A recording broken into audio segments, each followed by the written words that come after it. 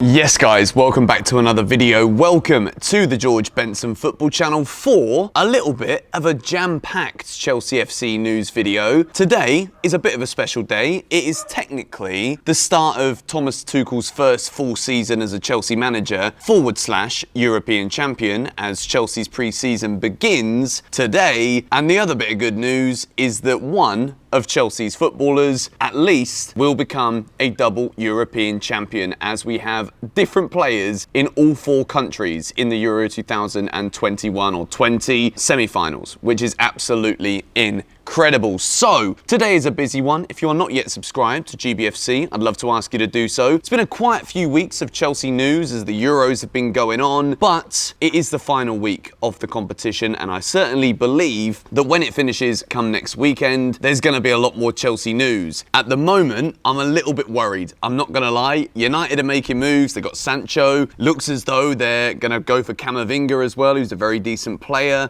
And they're also upping the ante and the pursuit of Rafael Varane. Whereas Chelsea, our players going to the Formula One and being called goalkeepers, as Timo Werner went to the Austrian Grand Prix and was called out as a goalkeeper, which is just absolutely bloody wonderful. But love a bit of F1, love a bit of motorsport, but they don't seem to love a bit of football, apparently. So the first story that I want to talk about today is surrounding a man who at times towards the end of the season, I kind of opened up the idea a little bit here on GBFC that maybe this season he might end up leaving Chelsea after just 1 year. And I've always been called out with Hakim Ziyech as someone who isn't the biggest fan, which certainly isn't the case. I've always been very clear that I think that what he does do very well, he does it very well, but not frequently enough. And I don't think we've seen the best out of Hakim Ziyech and what he's capable of at Chelsea Football Club. So for that reason, I was always in the same boat of knowing that we have so many good attacking players. And in a cutthroat business such as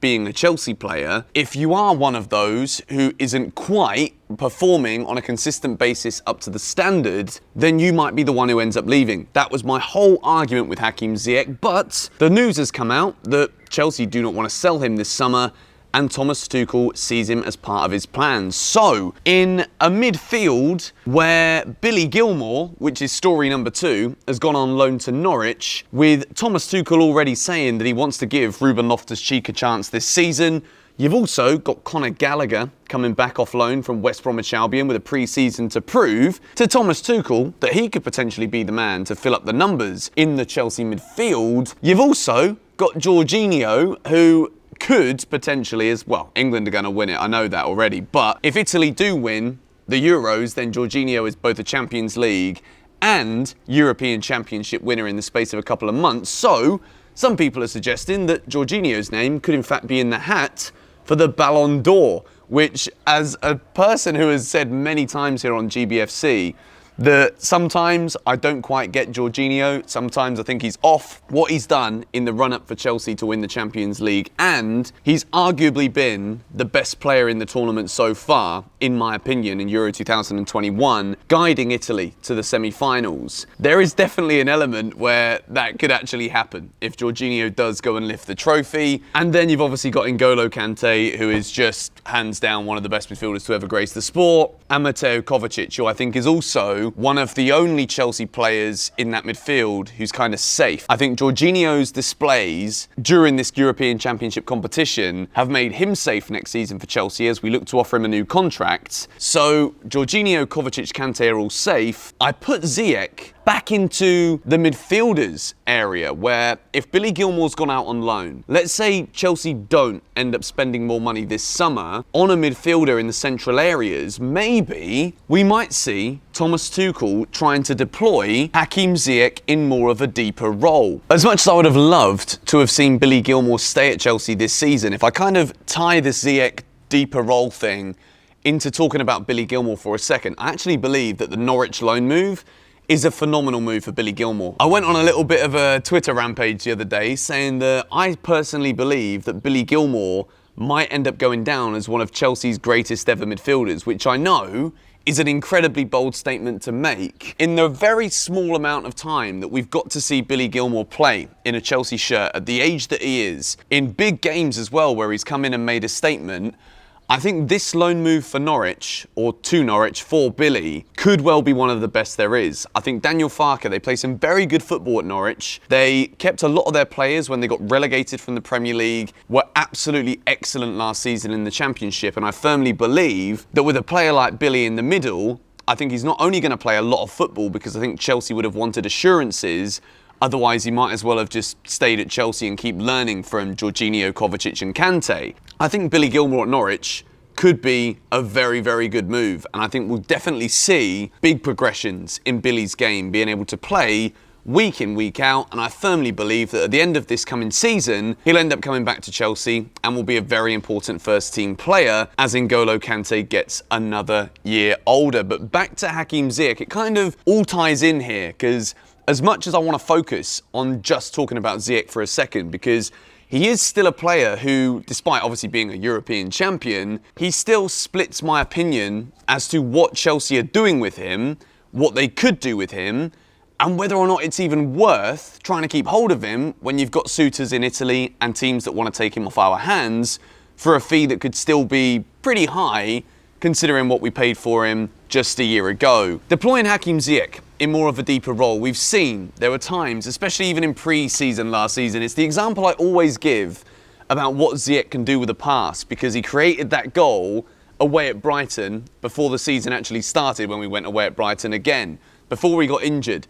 That kind of ball in the deeper areas for Hakim Ziyech is exactly what he does the best. He can see the pass over the top. He can play it with a precision and an incisiveness that so many footballers can't. And maybe this season, now that we've seen Billy Gilmour go out on loan, we know that we've heard that Chelsea do want Declan Rice, Tuchel wants him, the Chelsea hierarchy wants him.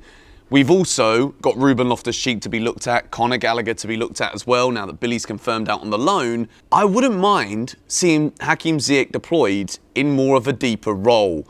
Whether that is part of a 2 or not, I think it doesn't really work as part of a 2, but maybe we start seeing it more in a midfield 3. If Thomas Tuchel doesn't decide to carry on with the 3 at the back with wing-backs this season, which at the moment, I'm still not sure what we're going to do, whether it's going to be a back 4 or whether we stick to what went so incredibly well when Tuchel took over last season to make us the bloody champions of Europe. I don't know what it's going to be, but Hakim Ziyech is one of those players where this summer, personally, I believe his spot is seriously in jeopardy. If we look at the role that Havertz played in that Champions League win, the way that he played for Germany, Kai Havertz is pretty much nailed on. Whether Chelsea sign Haaland or a striker or not, Kai Havertz is absolutely nailed on, in my opinion, to start at the beginning of this season, as long as he's fully fit. So with that being said, we also know that Mason Mount is considered undroppable and untouchable by the Chelsea hierarchy and Thomas Tuchel. It leaves you with that question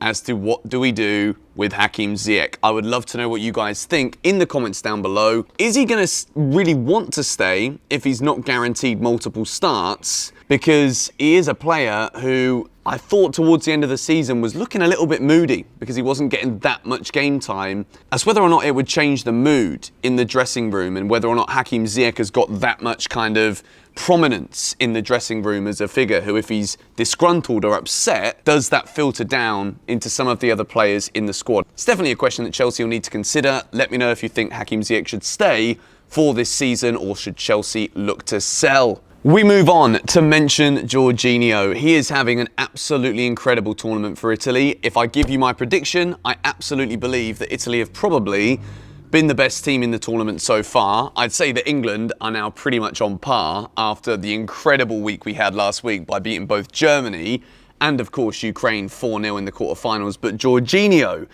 people are mentioning Jorginho's name for the Ballon d'Or, which, again, I mentioned it earlier. I find it absolutely mad because I have been one of those people who has definitely been very much on the fence of Jorginho, and when he has a poor game, I'm very quick to call him out on it. And I obviously want to say, even though he's not been, he was fantastic for Chelsea at the end of the season, but what he's doing right now for Italy, to me, absolutely 100% cements that Chelsea should be offering Jorginho a new contract this summer. I think he's been absolutely brilliant. He's been silky on the ball. The passing range has been Fabregas-esque. And I think that what he's doing with controlling the tempo of the Italian midfield is the reason why Italy are going to get to the European Championships final. I want to finish off by talking a little bit about Ruben Loftus-Cheek and Conor Gallagher, as they are two of the players who will be back today for Chelsea when Thomas Tuchel begins pre-season.